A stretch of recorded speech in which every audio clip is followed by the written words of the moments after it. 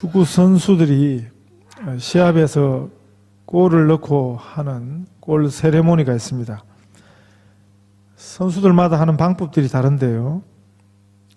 어떤 선수는 골을 넣고는 운동장 바닥에 두 팔을 쭉 뻗고 넘어지면서 좋아라 하기도 하고요.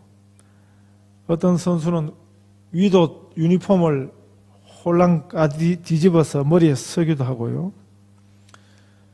영국서 어떤 선수는 너무 기쁜 나머지 상대편 관중들을 향해서 주먹을 쥐고 욕하는 세레모니를 하다가 아주 중한 징계를 받기도 했습니다. 우리 그리스도인들이 보기에 좋은 세레모니는 골을 넣고는 하나님 앞에 감사하는 것입니다. 운동장에 무릎 꿇고 기도하는 그 모습을 보면 우리도 참 마음에 기쁜 것입니다. 한국 대표팀에 박주영이라는 선수가 있습니다. 그 전에 축구 천재라 불리기도 하고요. 한국 축구의 희망이라 그렇게 불리던 선수인데 요즘 들어서는 이 선수가 그렇게 그전처럼 활발하지 못한 모습을 보이고 있어서 이 선수를 아끼는 많은 사람들이 안타까워하고 있습니다. 저도 개인적으로 참 이 선수의 부진이 안타깝습니다. 제가 이 선수의 부진을 안타까워하는 이유는 이렇습니다. 이 선수는 알려진 것처럼 아주 독실한 기독교인입니다. 이 선수는 골을 넣으면 항상 먼저 운동장에 무릎 꿇고 기도하는 기독교인입니다. 우리는 그 모습이 너무 보기 좋은데 그런데 또 그 모습을 그렇게 싫어하는 사람들도 많습니다. 그래서 이 박주영 선수가 골을 넣고 골 세레모니를 기도하는 것을 한다고 그렇게 공격을 받고 있습니다. 얼마 전에 오랜만에 국가대표팀의 부름을 받아서 평가전에서 그날도 박주영 선수가 아주 멋진 골을 넣었습니다. 주저하지 않고 먼저 무릎 꿇고 하나님 앞에 감사했습니다. 그런데 그 시합 후에 박주영 선수가 부상을 좀 입었다 하는 그런 소식이 들리니까 기다렸던 듯이 또 이 안티들이 그 무릎 꿇고 기도하다가 잘 됐다. 그러니까 다쳤지 하고 기도 세레모니를 한 것 때문에 부상을 입었다는 식으로 빈정을 거렸습니다. 그런데 박주영 선수가 잘 알아요. 자기가 기도하는 것을 싫어하는 안티들이 많다는 것을 잘 알고 있습니다. 그런데 그런 안티들의 조롱과 공격에 개의치 않고 골을 넣으면 그렇게 계속 기도하는 이유에 대해서 이렇게 말했습니다. 자신도 모르게 손이 모아지는 걸 어떻게 하냐는 거죠. 그리고 자신이 믿는 하나님 앞에 감사하는 게 그게 뭐가 그래 잘못됐냐는 거죠. 자기는 앞으로도 계속 그렇게 할 거라고. 오히려 그 신앙 고백을 분명히 했습니다. 저는 개인적으로 그런 신앙 고백이 훌륭하게 생각하는 것입니다. 이 선수는 축구 선수입니다만은 축구 시합에서 공을 잘 차고 골을 넣는 것보다 더 중요하게 여기는 것이 있습니다. 그게 뭐냐면 하나님 앞에 감사하는 것입니다. 자기가 믿는 하나님을 향한 그 신앙 고백을 주저하지 않는 것입니다. 오히려 자신은 그 축구하는 그 현장에서 축구하는 것을 통해서 하나님 앞에 감사와 신앙 고백을 계속 하겠다는 것입니다. 그게 제일 자신에게는 공 차는 것보다 골 넣는 것보다 더 중요하다는 것입니다. 이 세상 선수들 가운데 공 잘 차는 선수는 많습니다. 그러나 이 박주영 선수는 전혀 다른 차원의 축구를 하는 것입니다. 하나님 앞에서 하나님의 영광을 위해서 그는 공을 찬다고 고백하는 것입니다. 그래서 많은 믿는 분들이, 저와 같은 사람들이, 목사들이 개인적으로 이 선수하고 잘 몰라요. 그렇지만 배후에서 이 선수가 공을 잘 차는 것을 위해서 우리가 기도하는 이유가 있는 것입니다. 이 선교적 가치가 있는 것입니다. 중동 지역 같은 이슬람 나라예요. 얼마나 당당한 이런 표현이 선교적 의미가 있겠습니까? 축구 선수에게 축구보다 더 중요한 일이 있을까요? 그런데 박주영 선수 같은 이는 있다고 말하는 것입니다.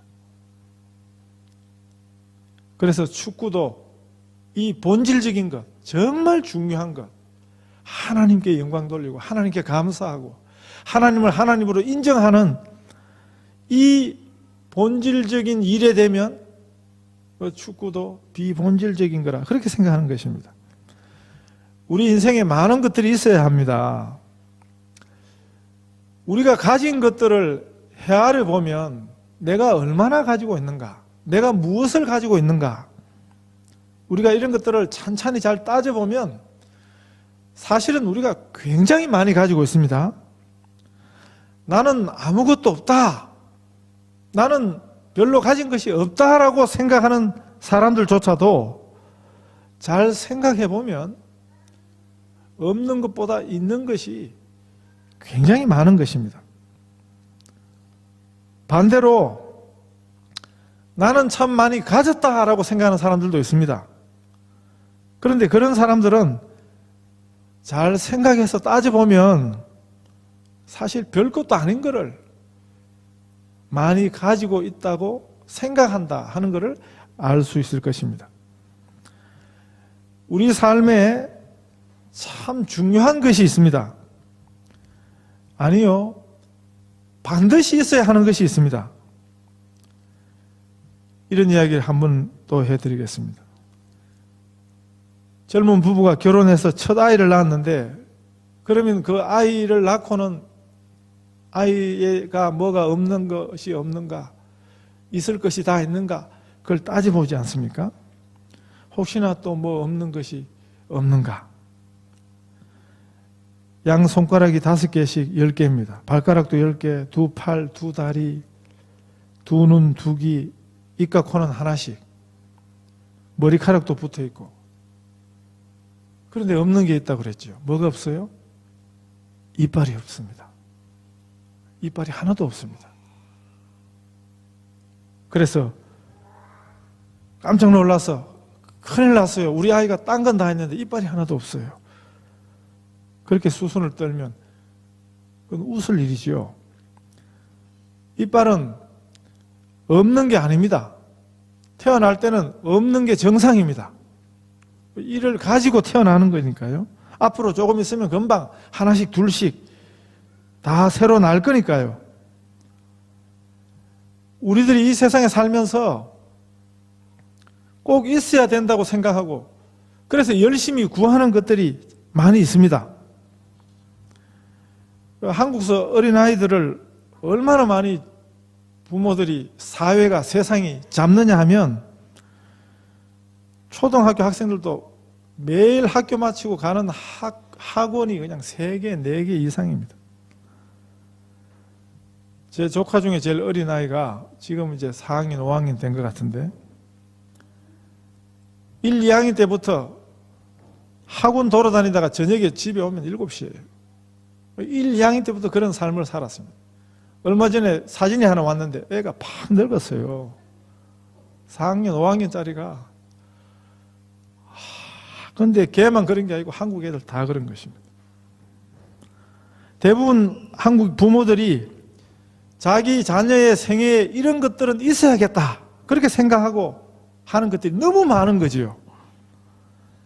우리의 생각이 과연 옳을까요? 성경은 우리 생애에 반드시 있어야 할 것이 있다. 그걸 가르쳐 주십니다. 성경은 우리 생애에, 사람의 생애에 반드시 있어야 될 것, 하나님이십니다. 그 삶에 하나님이 꼭 있어야 된다. 그거를 가르쳐 주십니다. 그 삶에 하나님 없는 인생은 어리석은 인생이라고 그렇게 말씀하십니다. 예수님 비유 말씀 중에 누가복음 12장에 그래서 어리석은 부자 이야기가 나오는 것입니다. 그 부자는 세상적으로 보면 성공한 부자입니다. 성공한 인생입니다. 남부러울 것이 없는 성공한 인생이었습니다. 물질 만능 세상에서 물질을 아주 엄청나게 가졌습니다. 그리고 그 물질을 잘 관리할 수 있는 아이디어도 있었습니다. 계획도 있었습니다. 그 기가 막힌 계획도 좋았습니다마는 결정적인 것은 그 부자의 계획 속에 생각 속에 없는 것이 하나 있었습니다. 하나님이 없었습니다. 그래서 어리석은 부자였습니다. 예수님은 그런 인생을 보고 세상에서 굉장히 많이 가졌고 굉장히 필요한 것을 가졌고 지혜도 있었고 계획도 있었던 인생이지만 예수님은 그런 인생을 보고 평가하시면서 어리석은 자요. 그런 인생이 어리석다고 그렇게 평가하십니다. 하나님 없는 사람의 중요한 특징이 자기만 안다는 것입니다. 그래서 그 부자가 나만 하고 있는 것입니다. 성경이 가르쳐 주시는 인생의 진정한 어리석음은 뭐냐 하면 그 삶에 하나님이 없는 것입니다. 오늘 본문에 보시면 이 이야기는 야곱의 상둥이 형 에서의 이야기입니다. 야곱의 이야기가 창세기 속에서 진행되는 중에 여기 딱 한 장에 걸쳐서 에서의 이야기가 소개되고 있는 장이 창세기 36장입니다. 같은 날 한 어머니 뱃속에서 순수만 달리해서 시차만 달리해서 태어난 상둥이 형제간이었습니다. 그런데 성경 이야기는 그 동생 야곱 이야기를 중심으로 전개가 되고 있습니다. 거기 비하면 그 동생에 대면 겨우 한 장에 걸쳐서 그러나 대략적인 이야기지만 꽤 자세히 이 에서의 이야기가 기록이 되고 있습니다. 긍정적으로 볼 것도 있습니다. 우리 하나님의 관심이 야곱에게만 있지 않고 에서에게도 우리 하나님의 관심이 있다 하는 것을 보여주는 것입니다. 에서의 이야기, 에서의 후손들의 이야기, 그건 뭡니까? 하나님께서 이 에서에게도, 에서의 후손들에게도 우리 하나님의 관심이 있다 하는 것을 보여줍니다. 에서의 결혼 이야기도 나오고요. 그 아내들에 대한 언급도 있습니다. 이름들이 나옵니다. 그리고 그 각각의 아내들이 낳은 자손들의 이야기도 이름도 소개하고 있습니다. 처음에는 20년 만에 외가에서 돌아온 그 동생 야곱 가족과 한 곳에 함께 살다가 어떻게 이사하게 되었는지, 어떻게 둘이 이제 또 나누어지게 되었는지도 간략하지만 상세히 기록하고 있습니다. 7절에 보면 두 사람의 소유가 풍부하여 함께 거주할 수 없음이었더라. 그들이 거주하는 땅이 그들의 가축으로 말미암아 그들을 용납할 수 없었더라 하고 말씀하고 있습니다. 야곱도 부자였지만 에서도 풍부한 소유가 있었던 부자였음을 성경이 말해주고 있습니다. 그리고 그가 에돔 족속의 조상이었음을 알려주고 있습니다. 그리고 그 후손들의 이름 하나하나가 자세히 언급이 됩니다. 그리고 31절 이하에 보면 이런 기록도 있습니다. 이스라엘 자손을 다스리는 왕이 있기 전에 에돔 땅을 다스리는 왕이 먼저 있었다고. 그 말은 뭡니까? 이 왕이 있다는 것은 제도적으로 보면 상당히 발전된 제도거든요. 상당한 발전된 정치 제도거든요.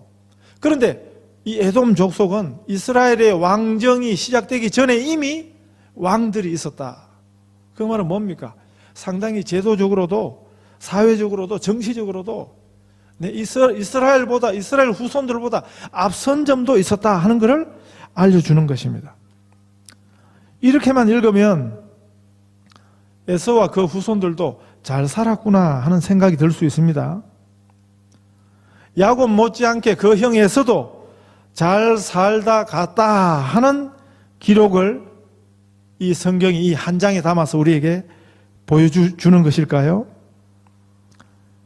사실 이 야곱과 에서의 삶에는 엄청난 차이가 있습니다. 살고 갔다 하는 그 내용은 비슷해 보이는 것 같지만 본질적으로는 완전히 다른 구분이 있는 것입니다. 에서의 이야기는 겨우 성경 한 장에 소개되지만 그러나 야곱의 이야기는 성경 전부라고 할 수 있습니다. 왜 그렇습니까? 우리가 역사라는 말을 영어로 히스토리 그럽니다. 히스토리. 그런데 한 역사가는 이 히스토리라는 역사를 히즈 스토리 그랬습니다. 히즈 스토리. 그건 뭡니까? 그분의 이야기란 뜻입니다. 그분이 누굽니까? 바로 예수님이십니다. 역사라는 것은 히즈 스토리라는 것입니다. 예수님의 이야기가 곧 역사라는 것입니다. 실제 그렇습니다. 예수님이 우리 역사의 중심이거든요. 세계 역사를 어떻게 나눕니까? AD와 BC로 나눕니다. 지금 우리가 2014년 그러는 거는 AD 2014년 이런 거예요. 그리고 AD가 오기 전에는 뭡니까? BC 그러거든요. 그런데 AD라는 말은 로마 말입니다. 라틴 말입니다. 아노 도미네라는 말인데 이것은 우리 주님의 시대라는 뜻입니다. 예수님의 탄생부터 예수님의 출생부터 역사가 AD가 된 것입니다. 예수님 출생 전에 그걸 BC라 그러는 거죠. Before Christ라는 말입니다. 예수님이 역사의 중심입니다. 예수님의 이야기가 역사 이야기의 전부입니다. 예수님께서 세계 역사의 분기점이신 것입니다. 예수님 없이는 우리 역사가, 인간 역사가 설명되지 않습니다. 이 역사 속에 태어나서 역사 안에 살고 있는 우리들에게 이 역사의 중심이신 예수님이 없다면, 우리 삶에 예수가 없다면 그 우리 삶의 진실한 의미가 하나도 없다는 소리입니다. 이 예수님의 이야기가 성경에 소개되고 있습니다. 성경 이야기의 중심이 예수님입니다. 구약은 오실 예수님, 신약은 이 땅에 오신 예수님의 이야기가 그게 성경 이야기죠. 그런데 이 예수님이 야곱의 후손입니다. 그러니까 예수님의 이야기는 성경 전체의 이야기입니다. 성경 전체는 예수님을 말합니다. 그렇게 다르게 말하면 성경 전체는 야곱 후손의 이야기인 것입니다. 야곱 후손이신 예수 그리스도의 이야기. 그러니까 성경은 야곱의 이야기라 그렇게 말할 수 있는 것입니다.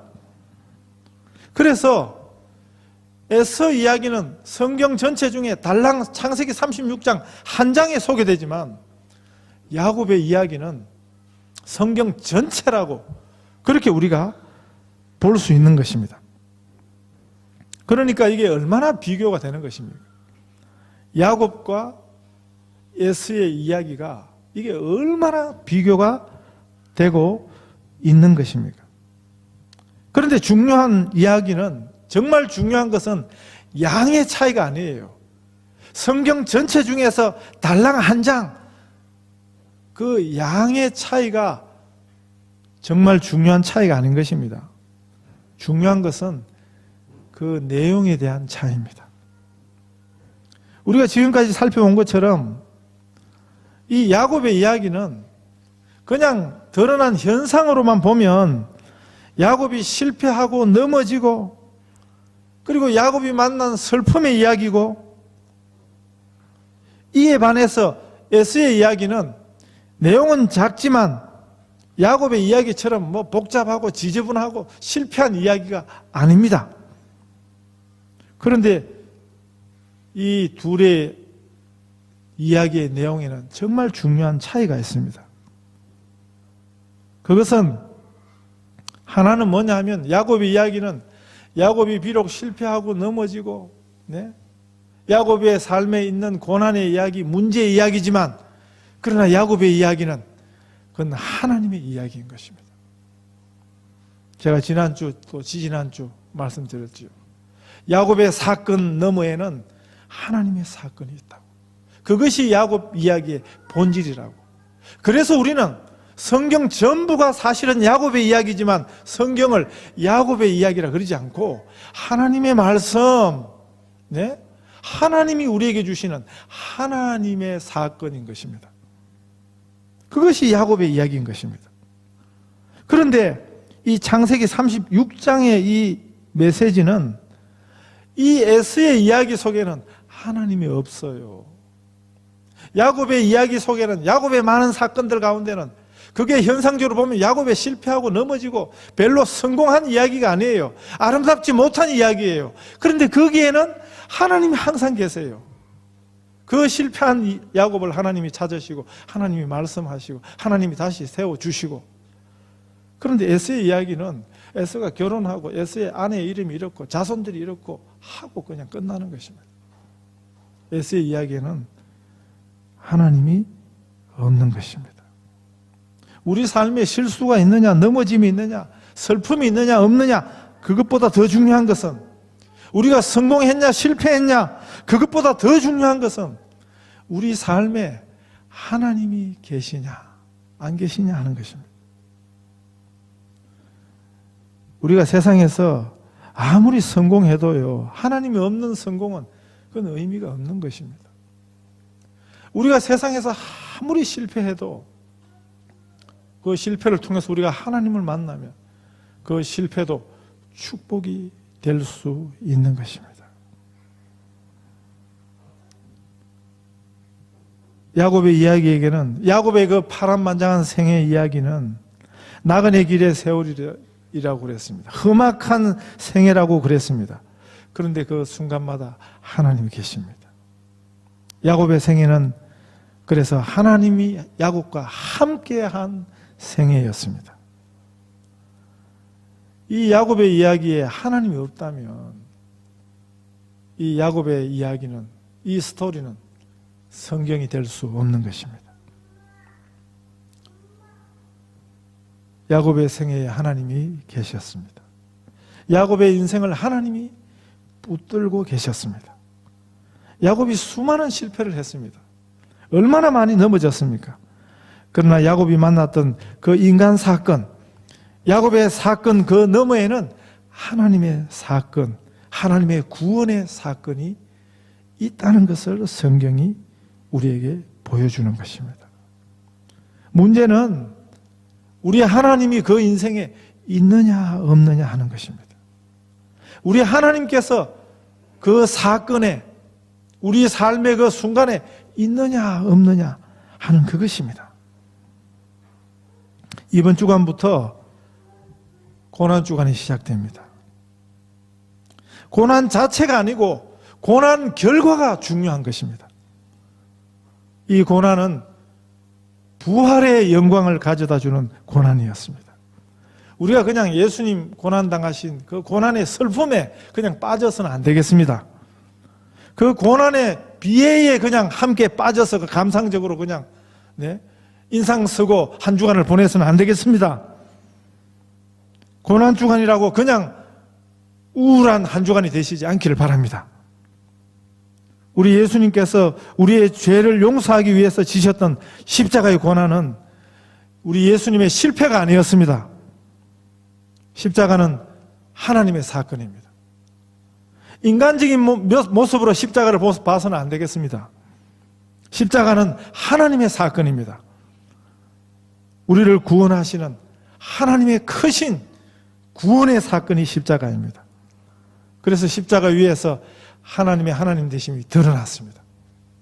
하나님의 영광이 나타난 것입니다. 이 세상의 안목에서 보면 십자가는 그 시대 가장 흉포한 사형틀이었습니다. 그건 세상으로 보면 십자가는 실패의 증거였습니다. 유대적으로, 구약적으로 봐도 그랬습니다. 신명기 21장 23절에 나무에 달린 자는 하나님께 저주를 받았습니다. 그랬거든요. 그래서 그 당시 예수님 적대자들이, 유대 종교 지도자들이 죄 없는 예수님을 끝끝내 십자가에 달아 죽인 이유가 그것이었습니다. 유대법으로 불가능한 일이었습니다. 그래서 로마 총독 빌라도의 힘을 빌렸습니다. 그들은 예수님을 나무에 달아 죽임으로 예수님의 운동을, 예수의 영향력을 끝장내려고 한 것입니다. 그들의 안목에서는 예수님의 십자가는 확실한 실패였습니다. 인간의 안목에서 그런 것입니다. 이 세상의 지혜와 생각으로, 이 세상의 기준으로 보면 십자가는 실패한 것입니다. 그러나 우리 하나님에게는 십자가는 우리를 구원하시는 하나님의 능력이 되었습니다. 그것이 고린도전서 1장에 소개되고 있습니다. 십자가의 도가 멸망하는 자들에게는 미련한 것이요 구원 얻는 우리에게는 하나님의 능력이라.